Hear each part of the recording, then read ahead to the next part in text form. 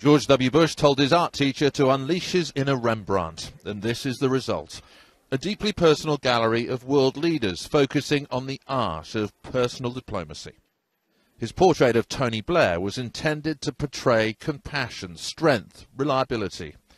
His Angela Merkel shows a more cheery side to the German Chancellor than her sometimes grumpy public persona suggests.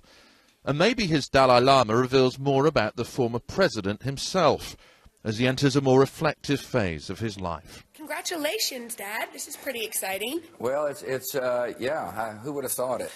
Not me. Yeah, not me. On the eve of the exhibition's opening, he gave his daughter Jenna an exclusive preview and spoke of his reinvention as a different kind of Texas oil man. I think they're going to be, wow, George Bush is a painter. I mean, I'm sure when they heard that I was painting them, if they had, they're going to say, well, I'm looking forward to seeing the stick figure he painted of me. But, you know, look, I fully understand that it creates a lot of amazement. George Bush, painter? When he first met Vladimir Putin, Bush appeared to suggest he could read him like a book. And I looked the man in the eye. I was able to get a sense of his soul. But his rendering of the Russian president shows a poker-faced Putin, more enigmatic, harder perhaps to predict. His newfound hobby is an improbable departure for a Texan who brought such macho swagger to the presidency. But he paints every day, gets a lesson every week, and says his inspiration came from his great hero, Sir Winston Churchill.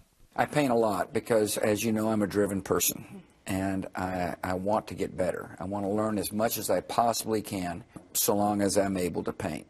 So I've studied art for the first time in my life, and a whole new world has opened up. This is his presidential selfie. And as for his favourite work, it's his father, George Herbert Walker Bush, a man he calls a gentle soul, and who taught him the value of friendship in diplomacy. George W. Bush says he could only paint these portraits because he got to know the leaders so intimately. So it's tempting to read this whole exhibit as a criticism of the man who succeeded him, President Obama, who hasn't invested the same amount of time in personal diplomacy and who tends to be more aloof.